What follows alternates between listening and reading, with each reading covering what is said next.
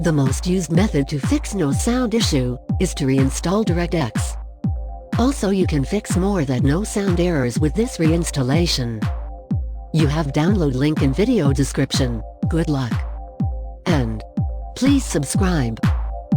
What you see now, it is my folder where I have already downloaded directs from video description.